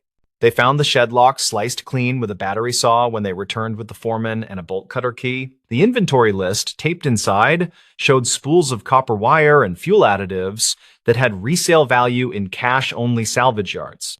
The contractor truck bed dimensions matched the load footprint on the dusty floor, and a partial shoe print matched the even stride near the inlet. The limp prints belonged to whoever wore a new boot wrong, which now felt like another layer for misdirection rather than a true injury. When confronted, Rowe did not fold, but the quiet employee who ran the tire shop room rentals gave a statement. He said Rowe met a man who matched Tomas in the parking lot and moved tarps between vehicles near sunset. He added that Rowe left after 9 with the bed loaded to the rails, which aligned with the firefighter observation with uncomfortable precision. The county prosecutor would need clean evidence, so they worked careful and slow to gather the chain. The paper box of pre-written permits became a centerpiece, since it explained how the ledger flag could be predicted in advance. The duplicate number drew attention at dawn by design, which pulled eyes away from the road where cargo rolled past a gate. The prepaid receipt at the Valley store placed a decoy at a predictable time, which witnesses could later repeat with conviction. The dropped call created a sympathetic recording in the archive that every incident review would elevate in urgency. The taillights in the dash cam and the turnout camera filled the gaps with enough glow to animate a story that felt real. None of it solved every moment, yet together it built a scaffold sturdy enough for charges that did not fall apart. They never found a body by the inlet, which fit the theory that nobody had been in true danger that night. A week later, a different store camera captured Tomas in a neighboring county buying a tire patch kit with a clean, unbandaged hand. The clip went into the case file under reportedly cited, along with a printout of the copper sales ledger from a salvage yard off the highway. Rowe took a short plea on theft and tampering with evidence, which irritated people who liked long answers. The paperwork on the duplicate permits triggered a policy change that barred pre-writing anything since 2021 onward. The retired clerk cried in the parking lot when she learned her old shortcuts had fed a scam, then hugged Latham like a nephew. He told her people adapt to pressures they do not design, and the fix mattered more than the blame. When the Subaru finally left the lot on a tow, the trailhead looked as ordinary as a grocery aisle on a Tuesday. Officer Key stood with her hands in her jacket and watched the tow lights climb the hill toward the highway. She said the simplest cons always hide in systems that run on habit and paperwork. Then she smiled without much humor. Latham looked at the ridge where the wind never ran out, then at the ledger that still sat on the desk. He thought about the whistle and the map and the soft faith people place in official stamps and good intentions. Later, he locked the station, and the rafters creaked in the cool like an old house learning a new rule. He drove past the turnout and looked once at the lake, which held its secrets with the stubborn patience of cold water and granite. He told himself they had not solved every detail, but they had nudged the pattern toward daylight, which was enough for now. Hey there, fans of the strange, dark, and mysterious. If you're into stories that make your skin crawl and keep you up at night, then buckle up, because this one's a doozy. Before we begin, tell me, where are you listening from and what time is it there? The stories. A night guard who logged footsteps beneath the church basement. He logged the first footsteps at 2:14, then again at 3:05, and nothing about those times made sense. The basement lights stayed off, the motion sensor blinked idle green, yet something moved under the concrete where no hallway existed. The night guard was named Alaric Boone, age 54, a retired freight dispatcher who took quiet work after his divorce. He covered the overnight shift at a weathered church on a bluff, a place with a gym, a pantry, and a low stone basement. His simple goal for that Tuesday was making rounds, checking doors, keeping the coffee hot, and finishing a crossword before sunrise. During his second loop, he heard the first set, a faint two-beat rhythm under the boiler room, steady and human. He froze by the cinder block wall, his pencil lifted, and he realized he could feel the vibration through his shoes. He marked the time in his pocket notebook, then radioed a single check-in to keep the board honest. The church sat near a small river where old mills once ran, and tunnels stitched the slope like forgotten seams. He had heard stories from lunch volunteers about a coal chute, a dumbwaiter, even a choir passage sealed long ago. None of those old features mapped exactly to the boiler room, which sat on fresh concrete poured after a flood in 2005. Alaric finished the round and told himself it was heat pipes, which seemed reasonable, though the tempo was wrong. The boiler was off to save fuel, set to wait closer to dawn, and the thermostat